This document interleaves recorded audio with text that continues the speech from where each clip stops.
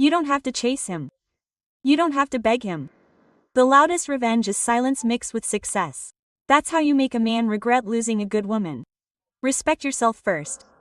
That's where it begins. See, the problem is not that he left. The problem is that you stayed too long at a table where the respect runs out. Think about it. If you walk into a restaurant and they serve you cold food, ignore your order, and treat you badly, do you sit late and beg for better service? No, you get ourselves pay nothing and walk out. Yet in relationships we keep sitting at tables that serve us disrespect. Hope in the menu will magically change. Respecting yourself means saying, if you can't value me, I will value myself enough to leave. You are not hard to love. You're just in the wrong hands. Imagine you're holding a diamond, but you hand it to someone who thinks it's just a piece of glass. Then toss it away, step on it, maybe even lose it. But does the diamond stop shining because someone didn't recognize it? No, it still has value. Respecting yourself is remembering you are still the diamond, no matter how he treated you. Here is the truth. The moment you stop respecting yourself, the world learns to do the same. People watch how you carry yourself. If you say, it's okay, I will tolerate less, they will keep giving you less. But when you stand tall and say, this is my boundary, this is my standard, this is what I deserve, suddenly the energy shifts. Self-respect is like a mirror when you hold it up. It reflexes back to how others treat you. Think about your phone battery. When it's at 10% you start panicking. You stop giving it to anyone. You charge it right away because you know how valuable it is.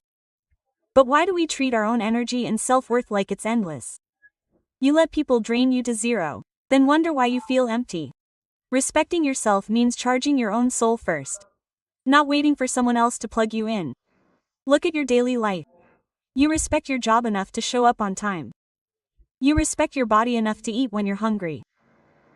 You respect your home enough to lock the door when you leave.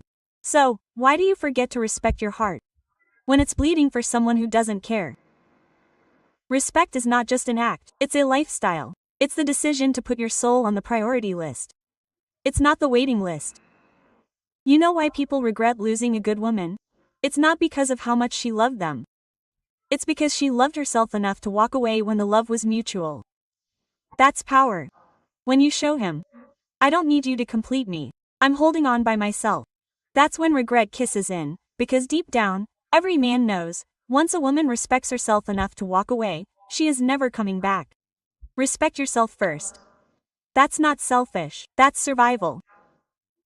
When you respect yourself, you are teaching people how to treat you, and the day you start living like you deserve better, that's the day the world, including him, finally starts to believe it. Silence is not weakness. Silence is strategy. When someone hurts you, your first instinct is to scream, to explain, to demand they understand what they've done. But here's the truth, people who chose to hurt you already understood what they were doing. They don't need another lecture. What they don't expect is your silence. Your silence creates a space so loud it echoes inside their heads. Words can be argued with, but silence is undeniable. Think about the argument. You've probably seen it. Two people gelling at each other. Both voices are rising, both trying to win. Nobody listens, nobody grows. But watch what happens when one person stops talking, folds their arms, and just listens with a calm face. The other person starts to trip over their own words. They feel exposed. They feel the weight of their actions. That's the power of silence. It shifts the control without lifting a finger. Take this daily life example. When you walk into a courtroom, the judge doesn't scream at anyone. The judge sits, listens, and waits. And the entire room adjusts to the judge's silence. Why? Because silence commands respect. The person who talks less of someone has the most power. The same applies in your personal life. When he hurts you, when he tries to get a reaction, don't argue, don't explain. Your silence becomes the judge in the courtroom of his consciousness. Think about texting. When someone ignores your boundaries and you respond with long paragraphs, pouring your soul into words, therefore, you are giving them your energy for free. But when you say nothing, when that typing bubble never appears, they're left staring at the screen, wondering. Silence plants questions in their minds. Why isn't she reply? Did she move on? Did she stop caring? Or wondering is heavier than any such thing you could ever send. Silence is also dignity. Imagine someone insulting you at work in front of others. If you snap back angrily, people remember the fight. But if you look at them, smile slightly, and stay calm, people remember your composure. That silence speaks of strength, of maturity, of control. It says, I'm not loving myself to your level. In relationships, silence does the same thing. It says, your actions don't deserve my voice. Think about nature. The deepest oceans are silent. The strongest trees don't make noises as they grow. Even the sun rises every morning without saying a word, yet it brightens the whole world. That's what silence can do for you. It doesn't announce itself, but it changes everything. When you are silent, you are not being passive. You are being powerful in ways words can capture. And here's the hardest truth.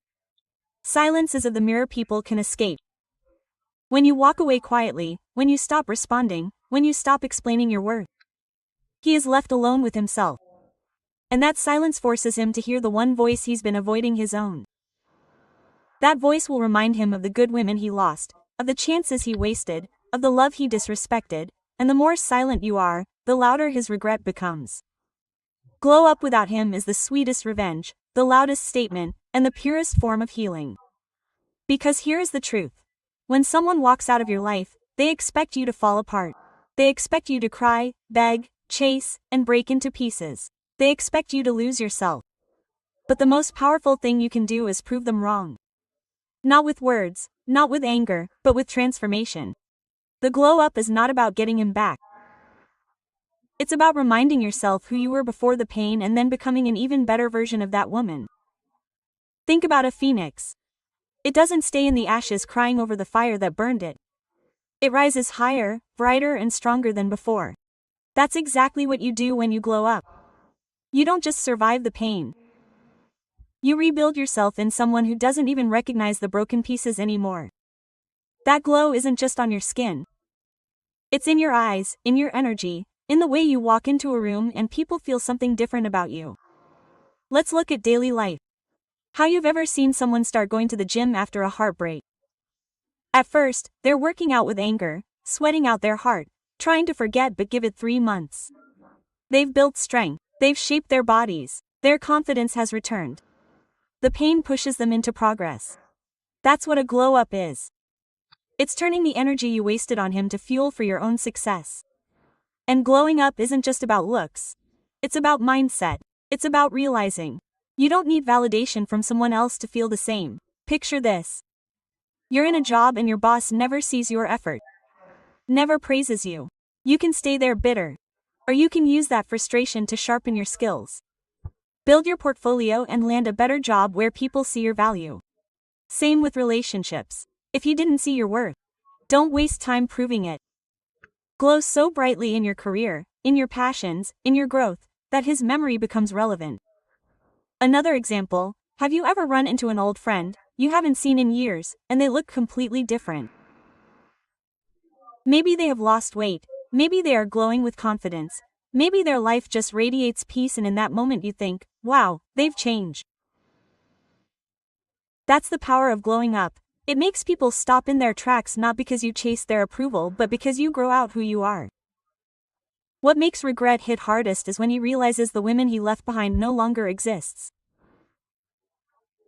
The glow up also happens in silence. You don't need to post every step of your progress on life. You don't need to prove anything to him or the world. Just let your growth be natural, and one day, without even trying, he will see it. May it be in a picture, may it be when he hears your name, may it be when someone mentions your success. That's when regret burns, because he will remember the woman he took for granted and realize she became unstoppable without him. Glow up without him. Glow in your peace. Glow in your health. Glow in your success. Glow in your happiness, because the day you rise into your higher self, the man who lost you won't just regret it. He will wonder how he ever thought he could break a woman who was destined to shine. Control the narrative. That's where your true power lies. When someone hurts you, when someone bites you, there's hope that you will fall apart. They expect you to cry loudly, complain to everyone, let the world know how broken you are. Because if you do that, they get to walk away looking like the stronger one, while you carry the image of being the weak one, who could not survive without them.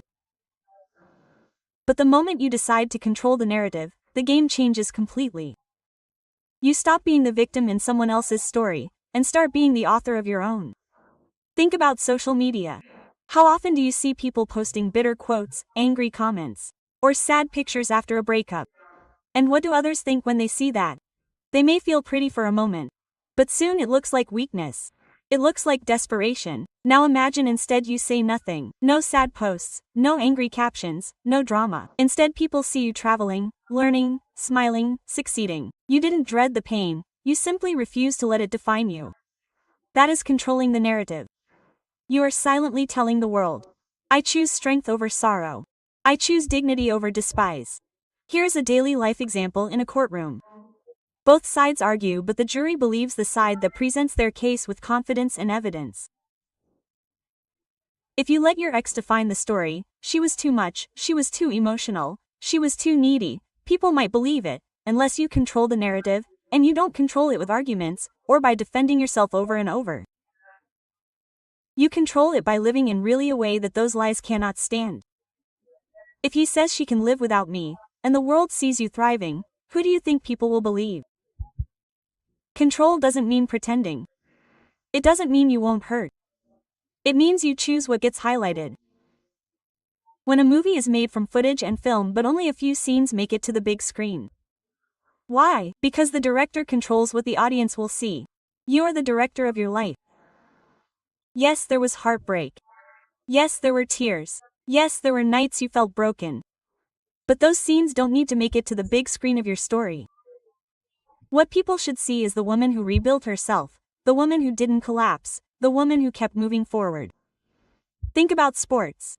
When a player gets injured, the cameras don't keep zooming in on them crying in pain. Instead, we highlight the realities of their recovery. Then come back their victories. That's why athletes inspire us. Because the story isn't about how they fail. It's about how they rose.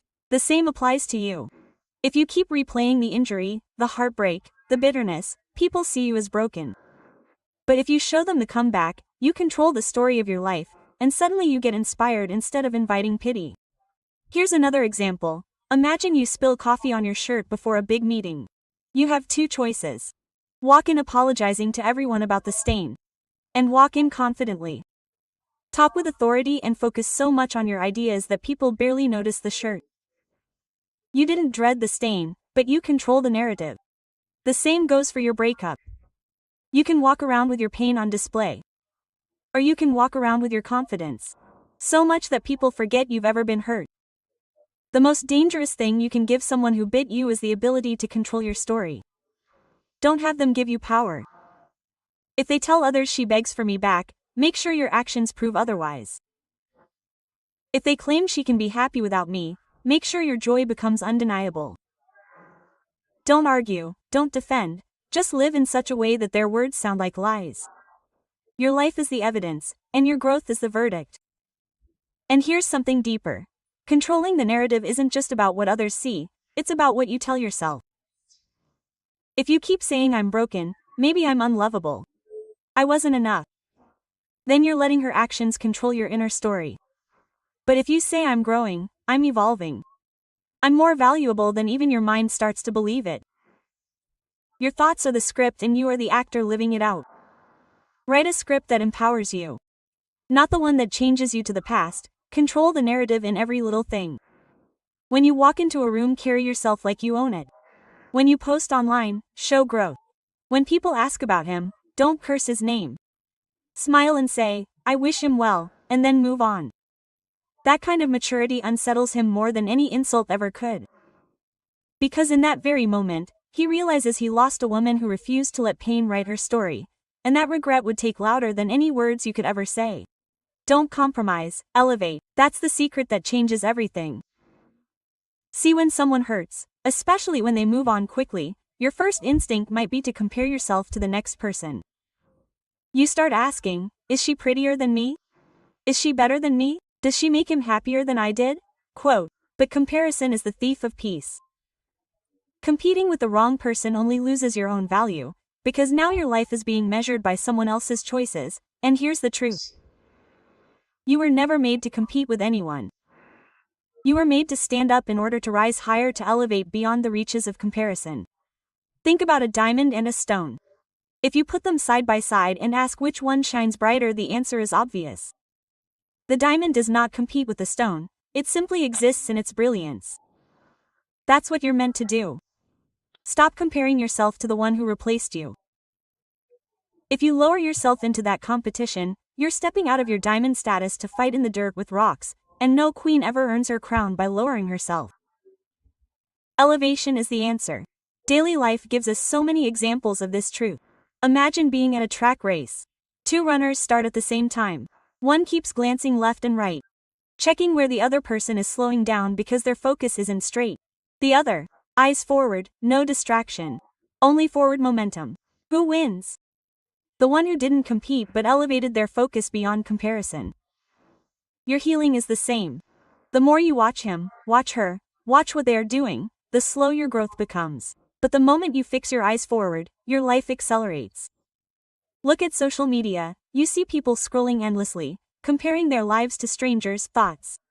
She is pretty, she is richer, she is happier. But the truth is most of those smiles are staged. Most of those perfect moments are filters. Yet people compete with shadows and illusions. Don't do that to yourself. Elevation means you stop measuring your worth against illusions and start building your reality. You don't compete with someone else's highlight reel. You create your own masterpiece that no one else can copy. Think of it like this: a candle and the sun never compete. The candle shines in a small room. The sun lights up the whole world. Both have their purpose, but the sun does not dim itself and fight to prove it is brighter. It simply rises every morning, consistent, unstoppable, irreplaceable. It does not elevate. When you focus on becoming the sun, you don't care how many candles are lit around you. You rise higher because your light is in a different league. Here's another example. At school, some students copy answers to compete for grades. But the ones who truly elevate are the ones who understand the subject deeply. So they don't need to copy anyone. In relationships, it's the same.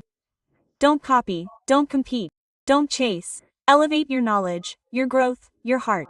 Become so solid in who you are that no one else even feels like competition. The power of not competing is that it drives people crazy. When he expects you to stalk his new life, and you don't. When he expects you to chase after validation, and you don't. When he expects you to break down comparing yourself to someone else, and you don't. When he starts to regret it at him.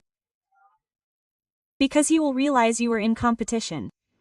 You are on another level altogether. And nothing is more haunting than losing a woman who refuses to fight for a spot she already deserved.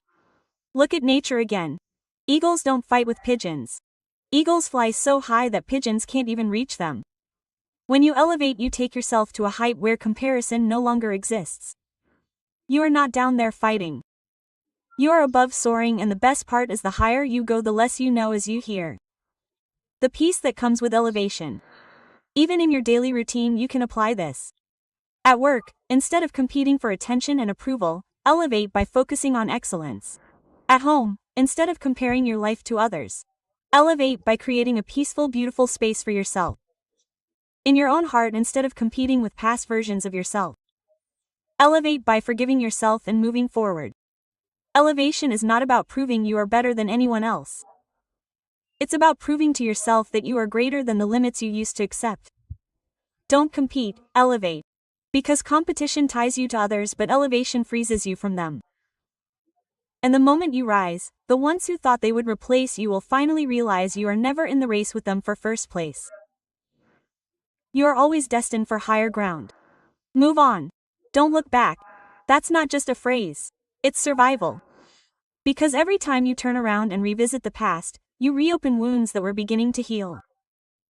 The mind tricks you into replaying memories like a movie, showing you the good moments, the smiles, the laughter.